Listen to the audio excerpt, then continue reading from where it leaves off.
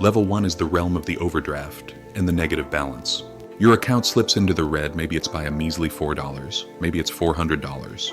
Honestly, the exact number doesn't even matter, because the machine that responds to it doesn't care about the severity of your mistake. It simply triggers. Within hours, an overdraft fee hits your account, usually around $35. And here's where the system becomes almost beautifully cruel in how precisely it punishes the wrong person. Some banks charge this fee per transaction. If you happen to make 3 small purchases while your account is in the negative, you suddenly owe an extra $105 in fees on top of the original deficit you were carrying. Think about the backward logic of this. If you had money, you wouldn't be overdrawn in the first place.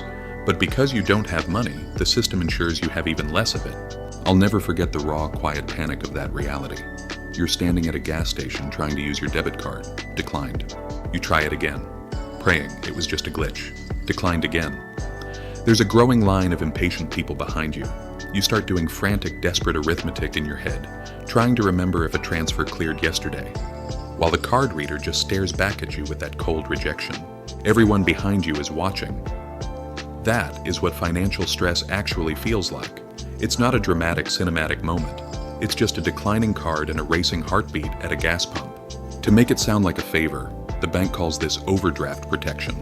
In practice, all this means is that instead of declining your card, the bank graciously covers the cost and charges you $35 for the luxury of not embarrassing you in public. Sure, a few institutions have lowered or eliminated these fees under intense regulatory pressure recently, but most haven't. The ones that still cling to these fees are disproportionately draining the people who can least afford it. In a single recent year, banks raked in over $7 billion in overdraft fees alone. The kicker? The vast majority of that mountain of cash came from a tiny, chronic percentage of accounts. The exact same people, paying repeatedly for the simple privilege of being poor in a system designed to charge them for it. At this level, you are completely locked out. You cannot get a credit card. You cannot get a loan. You will find absolutely no flexibility, no patience, and no helpful phone calls from a human being. Everything you encounter is completely automated. Your fate is decided by an unfeeling system that doesn't know your name, doesn't care that your paycheck was delayed by 2 days, and has no idea that the $47 charge that broke the camel's back was an old gym membership you forgot to cancel 6 months ago. The machine only recognizes one data point. Your balance is negative. You aren't a customer here. You are just a cost the bank is aggressively trying to recover. Eventually, you manage to claw your way up to level 2, the low balance tier. You've pulled the account out of the negative abyss. You usually have a couple $100 sitting there, maybe $200, maybe $400, sometimes hitting $600 right before the rent check clears, and the whole cycle starts over. You're not overdrawn anymore, which makes you slightly better off, but you've entered a category of accounts that the bank services out of obligation rather than value. Then, the monthly maintenance fee strikes. An automatic $12 or $15 is sucked out of your account simply because your average daily balance didn't hit their minimum requirement. Depending on the bank, that minimum might be $500 or even $1,500. Think about the irony. If you had $1,500 sitting untouched, the fee would vanish. But because you're living paycheck to paycheck and actually need to use your money, you are forced to pay the bank to hold on to it. Your account is as basic as it gets. There are no special high-yield interest rates for you because your balance is too small to qualify for their tiered financial infrastructure. Instead, you earn a pathetic 0.01% annually on your savings, which is effectively zero, while the bank takes your hard-earned deposits and lends them out to other people at 7% to 24% interest. That massive spread between what they pay you and what they earn off your money is exactly how banking works. At this stage, you simply aren't big enough for them to care about competing for your loyalty. If you try to apply for a credit card here, the best you can hope for is a secured card. This requires you to deposit your own cash as collateral just to match your credit limit. In other words, you are literally lending the bank your own money so they can lend it right back to you and charge you interest for the privilege. It's completely legal, totally normal, and it's the only way to build credit when you're starting from the absolute bottom of the food chain. The service isn't openly hostile, it's just completely indifferent.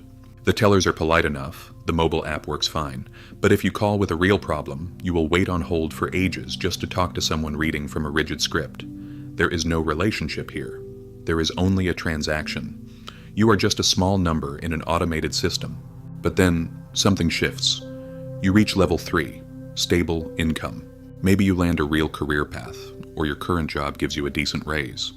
Suddenly, a steady direct deposit of $3,200 lands in your account every single month without fail. The bank notices immediately, not with a congratulatory phone call, but through an algorithmic trigger. The system watches your irregular, low balance pattern morph into something consistent and moderate, and it instantly recategorizes your behavior. Suddenly, your mailbox starts filling up with credit card offers. These aren't the restrictive secured cards anymore. These are real cards with actual limits of $2,000 or $3,500. The interest rates are still painfully high, around 22% to 26%, because your credit history is short and the bank is still pricing in your risk, but at least the door is finally open. The very institution that had absolutely nothing to offer you 6 months ago is now plastering banners inside your app and begging for your attention. When you need a $5,000 personal loan to fix your car, the machine approves it in 48 hours. It's not lightning fast, but it works. The 11% interest rate isn't amazing, but it's manageable. For the first time in your life, the bank actually functions the way people in stories say banks are supposed to function. Even better, those annoying monthly maintenance fees quietly disappear because your consistent direct deposits qualify you for a waiver. It's a small victory, but it feels massive when you've been bleeding $15 a month for years. You are finally a recognized, serviceable customer. The bank wants to keep you around because you're generating steady revenue through swipe fees, loan interest, and a growing balance they can lend out at a premium. You matter to them the way a customer matters to a grocery store, valuable while you're spending, but easily forgotten if you walk away. With time and ordinary discipline, you cross into level 4, growing savings. There are no lottery wins or dramatic windfalls here, just several years of steady consistency. Your savings account climbs to $18,000, and you've managed to put another $22,000 into an investment account. You pay off your credit card in full every single month, making that 24% interest rate completely irrelevant because you never carry a balance. Suddenly, to the bank's automated risk models, you look like a completely different species. Without you even asking, your credit limits begin to skyrocket. You log into your mobile app and notice your limit has jumped from $4,000 to $9,500 and then to $14,000. The bank is aggressively extending you more rope precisely because your history proves you have no desire to hang yourself with it. You are a low-risk, high-engagement customer, so they flood you with offers. When it's time to buy a new car, the loan rate they offer drops to 6.8% instead of 11%. It's not because they suddenly think you're a better human being. It's because your assets and credit score have completely flipped the risk calculation in your favor. The cost of money is suddenly cheaper for you simply because you've proven you don't desperately need it. This is the exact moment where wealth begins to compound silently through the banking system. Lower rates mean you pay less for the exact same things as everyone else. Paying less means more cash stays in your pockets, and more capital builds momentum much faster than a small balance ever could. The system quietly tilts in your favor. You've become genuinely valuable to the branch. If you walked in and threatened to move your money, a real human would actually step in to try and convince you to stay. You are finally tasting the very beginnings of financial leverage. Then comes level 5, high savings and assets. Your total combined net worth across savings and investments crosses north of $150,000. You aren't rolling in mansions or private jets, but you are now firmly in the top tier of what a standard retail bank branch sees on any given Tuesday. And the red carpet treatment begins to reflect that. When you call customer service, you are routed to a completely different priority queue. Your hold times plummet to seconds, and the person who answers isn't a Tier 1 customer service rep reading a basic script. They are a senior staff member with actual authority to waive fees, grant exceptions, and fix complex errors on the spot. At some of the premium institutions, you are assigned a dedicated premier banker. This is an actual human being with a name, a direct email address, and a direct phone line who reaches out periodically just to check in on your financial goals. Sure, it's a relationship built entirely within a commercial frame. They are attentive because their corporate bonuses rely on keeping accounts of your size, but the seamless access is incredibly real. Pre-approved milestone offers start flooding your inbox. Premium mortgage rates, exclusive investment vehicles, and high-tier credit cards offering massive travel rewards instead of the basic 1% cashback cards. The bank is no longer just holding your money. They are actively competing against other institutions for your future business. You are a preferred client, flagged in the master database as someone worth protecting. Cross the threshold into level 6, and you enter high net worth territory. This usually starts somewhere between $500,000 and $1 million in liquid investable assets. At this stage, the bank stops being a brick-and-mortar building you have to visit and transforms into a luxury service that bends to your schedule. You are immediately introduced to the Wealth Management Division, a fully packaged ecosystem of financial planning, tax strategy coordination, and estate planning wrapped into a single high-end relationship. The conversations you have in these offices change completely. No one is trying to pitch you basic consumer checkings accounts anymore. You are being formally consulted. Advisors sit down with you to deeply analyze your life goals, your retirement timeline, and your family's multi-generational situation. Now, to be fair, you have to learn to be careful here. Some of these wealth advisors are brilliant financial minds, while others are just incredibly expensive salespeople wearing immaculate tailored suits. But the commercial motivation aside, the experience becomes entirely hyper-personalized. Loan approvals that used to take weeks now bypass the standard channels entirely. The paperwork evaporates into a few digital signatures, and you get preferred interest rates that are hidden from the general public. If a wire transfer gets stuck in limbo, or a fraud alert mistakenly freezes an account you need to access immediately, you don't get transferred around a call center. You make one single phone call, and a human being with real executive power resolves the crisis in real time during that exact conversation. You are no longer just a customer to the institution, you are a highly lucrative corporate asset. The internal system protocols are entirely different, and the sheer distance between this level and the cold indifference of level 2 is staggering. It feels like an entirely different bank operating inside the same building. Step up to level 7. Very high net worth, commanding over $5 million in investable assets. At this altitude, the bank begins opening doors to a hidden world of financial products that are completely unadvertised. These are options that will never appear on the public website or any standard rate sheet. You gain access to exclusive private equity funds and venture investments that are completely barred from retail customers because they require accredited investor status and massive minimum commitments. If you want to buy a luxury property, the mortgage rate they offer you is so profoundly lower than what a level 3 customer gets that the difference alone will save you tens of thousands of dollars over the lifespan of the loan. Banks will aggressively fight each other, slashing their own profit margins just to secure your mortgage because a borrower with your balance sheet carries virtually zero default risk. Your advisory team is no longer a single generalist advisor.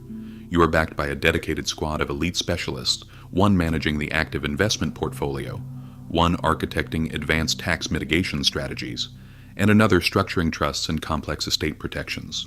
When you meet with them quarterly, you aren't sitting in the lobby waiting for your name to be called.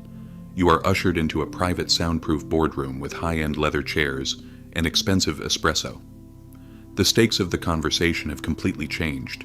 Every rule governing traditional retail banking, the waiting periods, the standard approval timelines, the rigid fee metrics, simply applies differently to you. The baseline laws of the land haven't changed, but the bank's internal corporate policies have massive built-in discretion, and that discretion is always exercised in favor of accounts that generate millions in revenue.